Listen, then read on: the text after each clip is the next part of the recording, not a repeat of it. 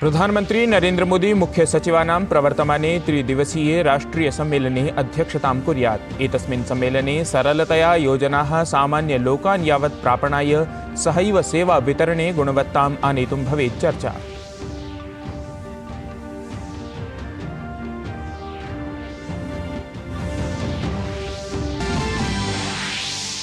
केन्द्रीय गृहमन्त्री अमित शाहः अद्य तेलंगाना यात्रायाम्।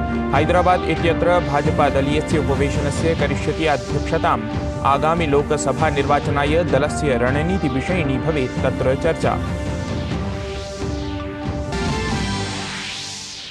विदेशमन्त्री डॉक्टर एस जयशंकरः रशिया देशस्य राष्ट्रपतिं व्लादिमीर पुतिन इत्येतम् अमिलत्। क्रेम्लिन् इत्यत्र नेत्रोः मिथः अनेकप्रकरणेषु वार्ता अभवत्। पुतिन इत्यसौ प्रधानमन्त्रिणं मोदिनं रशिया देशम् आगन्तुं निमन्त्रितवान्। भारत दक्षिणाफ्रीका दलयोः मिथः सेञ्चुरियन् निकषस्पर्धायाः द्वितीये दिने दक्षिणाफ्रीका दलेन निर्मिताः पञ्चस्तोभहानौ 55,200 धावनाङ्काः। डीन एल्गर इत्यसौ 40,100 धावनाङ्कान् अर्जितवान्। ऋतुविभागानुसारेण 4 दिनानि यावत् भवेत् निहारः। उत्तरभारते शैत्यं न भवेत् न्यूनम्। डिसेम्बर् मासस्य 31 दिनाङ्कात् इतोपि विकृता भवेत् ऋतुः। दिनत्रयं यावत् अत्यल्पवृष्टेः सम्भावना।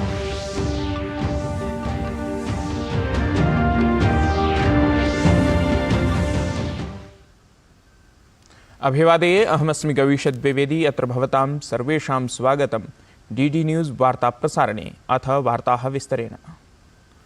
मुख्य सचिवानां त्रिदिनात्मकं राष्ट्रियं सम्मेलनं गतदिने अर्थात् बुधवासरे नवदिल्ल्यां समारब्धम्। तावत् प्रधानमन्त्री नरेंद्र मोदी अद्य श्वः च सम्मेलनस्य अध्यक्षतां समाचरेत्। अवधेयास्पदमस्ति यत् सम्मेलनस्य प्रथमं संस्करणं गतवर्षे धर्मशालायाम् आयोजितम् आसीत्। एतस्मिन् सम्मेलने केन्द्रप्रशासनस्य प्रतिनिधयः, मुख्यसचिवाः, समेषां राज्यानां केन्द्रशासितप्रदेशानां च अन्ये वरिष्ठाः अधिकारिणः सम्मिलिताः भवन्ति। ऐषमः सम्मेलने प्रमुखतया ईज़ ऑफ लिविंग इति विषयः चर्चिष्यते। सम्मेलने कल्याणकारियोजनानां लाभं प्रतिजनं यावत् सारल्येन प्रापयितुम् अथ सेवावितरणे गुणवत्तासमावेशनसहितेषु भूमिसम्पत्तिविद्युत्पेयजलस्वास्थ्यशिक्षासन्निभेषु पञ्चोपविषयेषु चर्चा समाचरिष्यते। एतदतिरिच्य साइबर सुरक्षा, कृत्रिमबुद्धिमत्तादिषु विषयेषु विशेषसत्राणि अपि अत्र आयोजयिष्यन्ते। केन्द्रीय गृह सहकारिता मंत्री अमित शाहः अद्य तेलंगाना राज्यं गच्छेत्। सः हैदराबादे अद्य मध्याह्ने राज्यस्य वरिष्ठनेतृभिः समं दलस्य सम्मेलने सहभागितां समाचरेत्। ततः अनन्तरम् अमित शाहः तेलंगाना राज्ये मण्डलाध्यक्षान् अपि मेलिष्यति। इतः पूर्वम् अमित शाहः मंगलवासरे दलस्य राष्ट्रीयाध्यक्षेण JP नड्डा इत्यनेन सह पश्चिमबङ्गालस्य यात्रां कृतवान् आसीत्। तत्र सः संघटनात्मकेषु उपवेशनेषु मन्त्रणां समाचरितवान् आसीत्। विदेशमन्त्री डॉक्टर एस जयशंकरः 5 दिनव्यापिन्यै यात्रायै रशियादेशं गतः अस्ति। सः गतदिने मॉस्को नगरे रशियादेशस्य समकक्षं सर्गेई लाव्रोव इत्यमुं मिलितवान्। सः भारत-रशियादेशयोः मध्यगतानां सुदृढसम्बन्धानां विषये उक्तवान् यत् द्वयोः देशयोः मध्यगताः सम्बन्धाः रणनीति, भूराजनीतिहितेषु च आधृताः सन्ति। अत्रान्तरे रशियादेशस्य विदेशमन्त्री सर्गेई लाव्रोव इत्येषः उक्तवान् यत् अर्थव्यवस्थायाः निवेशं च दृढयितुं विशिष्टानि सन्धिपत्राणि अत्र हस्ताक्षरितानि। सममेव बहुपक्षीयसहयोगस्य संवेदनाय अपि बलं प्रदत्तं गतम्। लाव्रोव इत्येषः इतोपि उक्तवान् यत् रशियादेशः संयुक्तराष्ट्रसुरक्षापरिषदः स्थायी सदस्यत्वेन भवितुं भारतीयाकाङ्क्षां समर्थयति। तावत् विदेशमन्त्री एस जयशंकरः उक्तवान् यत् भारत-रशियादेशयोः मिथः द्विपक्षीयव्यापारः उच्चतमस्तरं स्पृशति अथ इतोपि समेधनस्य तत्र सम्भावना अस्ति। We've had a very good session of talks. We will be carrying on after this. And I think today what clearly came out was that India-Russia relations remain very steady, remain very strong. They are based on our strategic convergence, on our geopolitical interests, and because they are mutually beneficial. We spent a lot of time discussing political cooperation with regard to various international issues, including international organizations, BRICS, of which Russia will be the president, SCO, etc. विदेश मंत्री S जयशंकरः Russia देशस्य राष्ट्रपतिं Vladimir पुतिन् इत्यमुं मिलितवान्। अत्रान्तरे विदेश मंत्री S जयशंकरः पुतिन् इत्येतस्मै प्रधानमंत्री नरेंद्र मोदी पक्षतः शुभकामनाः प्रदत्तवान्। अथ प्रधानमन्त्रिणः नरेंद्र मोदिनः सन्देशमपि तस्मै प्रदत्तवान्। एस जयशंकरः राष्ट्रपतिं पुतिन् इत्यमुं रशिया विदेशमन्त्रिणा समं सम्मेलनं समेत्य अन्यमन्त्रिभिः सह अपि समाचरिते सम्मेलनविषये विज्ञापितवान्। सममेव सः द्विपक्षीयसम्बन्धानाम् इतोपि समेधनाय राष्ट्रपतेः पुतिन् इत्येतस्य मार्गदर्शनं प्रशंसितवान्। वार्तावधौ रशियादेशस्य राष्ट्रपतिः उक्तवान् यत् यूक्रेन् सङ्कटसङ्घर्षेण च सम्बद्धा सकला अपि स्थितिः तेन प्रधानमन्त्री नरेंद्र मोदी सूचिता। अथ तेन कथितं यत् अहं जानामि प्रधानमन्त्रिणः मोदिनः इच्छा अस्ति समस्यानां समाधानं शान्तिपूर्णरीत्या भवेत् इति। विकसित भारत संकल्प यात्रा नवंबर मासतः आयोज्यमाना अस्ति। एतस्मिन् क्रमे गतदिने प्रधानमन्त्री जनकल्याणकारी योजनानां लाभार्थिभिः सम्बोधितवान्। अत्रान्तरे प्रधानमन्त्री जनकल्याणकारी योजनाः प्रतिजनं यावत् प्रापयितुं कृतां स्वीयां प्रतिबद्धतां पुनः उदीरितवान्। प्रधानमन्त्री नरेंद्र मोदी उक्तवान् यत् मोदिनः गारंटी वाली गाड़ी इति यानं यत्र यत्र याति तत्र तत्र सर्वत्रैव जनानां विश्वासः वर्धयति इति। मैं ये गाड़ी लेकर के गांव-गांव इसलिए निकला हूं कि मैं बताना चाहता हूं कि यहां कोई रिश्वतखोरी नहीं चलती है, कोई भाई भतीजावाद नहीं चलता है, कोई रिश्ते नाते नहीं चलते हैं। ये काम ऐसा है जो ईमानदारी से किया जाता है, समर्पण भाव से किया जाता है। और इसलिए मैं आपके गांव इसलिए पहुंचा हूं कि अभी भी जो लोग रह गए हैं मैं उनको खोज रहा हूं। जैसे ही जैसे पता चलेगा आने वाले दिनों में उन तक भी मैं पहुंचाऊंगा, इसकी गारंटी लेकर के मैं आया हूं। जिसको अभी घर नहीं मिला है उसको घर मिलेगा, जिसको गैस नहीं मिला है उसको गैस मिलेगा, जिसको आयुष्मान कार्ड नहीं मिला है उसको आयुष्मान कार्ड मिलेगा।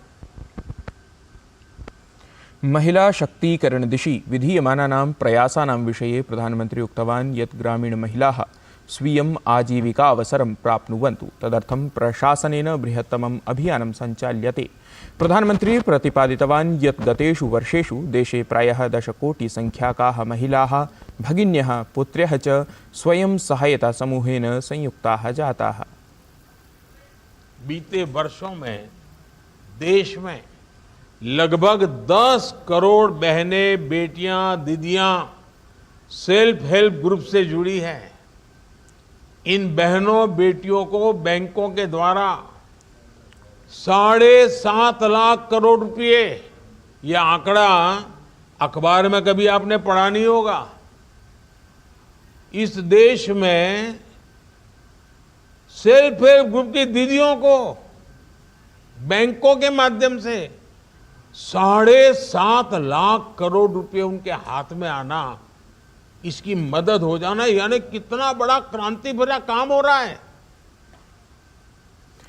प्रधानमन्त्रिणः नरेंद्र मोदिनः अध्यक्षतायां समाचरिते मन्त्रिमण्डलस्य उपवेशने अनेके महत्वपूर्णाः निर्णयाः गृहीताः। केन्द्रीयमन्त्री अनुराग सिंह ठाकुरः उक्तवान् यत् कृषकाणाम् आर्थिकहितं ध्यात्वा कोपरा इत्येतस्य शुष्कनारिकेलस्य न्यूनतमसमर्थनमूल्ये समेधनस्य निर्णयः कृतः अस्ति।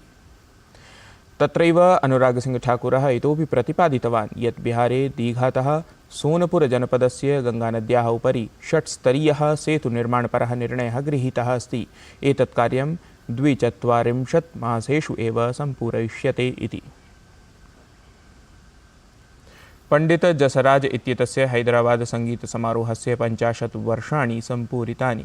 अत्रोपलक्ष्ये भारतीय प्रैषपत्र विभागेन एका स्मृतिचिटिका प्रकाशिता। गृहमन्त्री अमितशाहः प्रैषचिटिकां प्रकाशयन् प्रतिपादितवान् यत् पंडित जसराजवर्यः 8 दशकानि यावत् भारतीयसङ्गीतस्य वैष्णवपरम्परायाः च भक्तिपदानि न केवलं भारते प्रत्युत सम्पूर्णे अपि विश्वे प्रसारितवान् इति।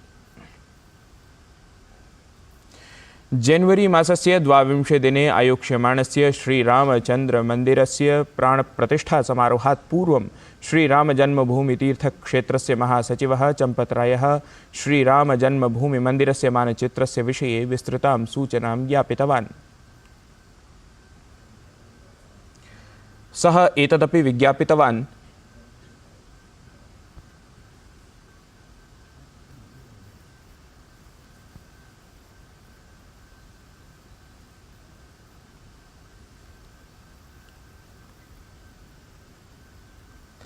रामनगर्याः गरिमानुरूपं रेल विभागेन अयोध्या जंक्शन इति रेलस्थानकस्य विस्तरः कृतः। अयोध्या रेलवे स्थानकम् अधुना अयोध्याधाम इति नाम्ना अभिज्ञास्यते। भाजपा सांसदः लल्लू सिंहः जनसञ्चारमाध्यमेन एतां सूचनां विज्ञापितवान्। अवधातव्यं, विगतेषु दिनेषु अयोध्या जंक्शन इति रेलस्थानकस्य निरीक्षणं कुर्वन् मुख्यमन्त्री योगी आदित्यनाथः स्थानकस्य नाम परिवर्तनपराम् इच्छां प्रकटितवान् आसीत्। अयोध्या रेलस्थानकं त्रेतायुगानुरूपम् आभायुतं प्रदर्शितं स्यात्, इत्थं हि तत्रत्यं स्वरूपं निर्मितम् अस्ति।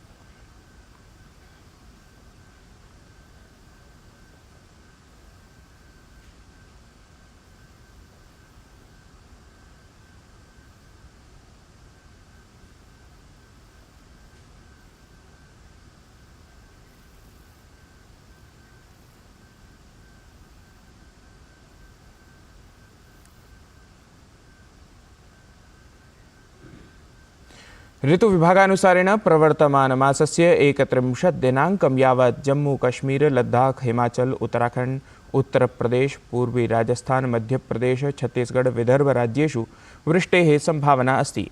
तत्रैव 4 दिनानि यावत् निहारस्थितिः अपि भवेत्। इत्थम् उत्तरभारते शैत्यात् कथमपि उपशमनं न भविष्यति। तावत् दिसम्बर मासस्य 31 दिनाङ्कात् ऋतुः इतोपि विकृता भवेत्। दिनत्रयं यावत् अत्यल्पवृष्टेः अपि तत्र सम्भावना प्रकटिता अस्ति ऋतुविज्ञानविभागेन।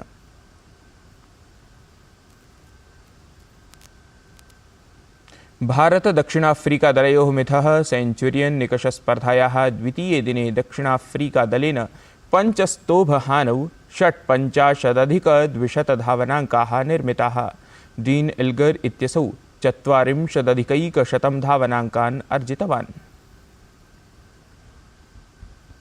एतत् वार्तासंस्करणम् अधुना सम्पद्यते। अभिनवाभिः वार्ताभिः सह पुनः उपस्थास्यामः। तावत् मङ्गलं भूयात्।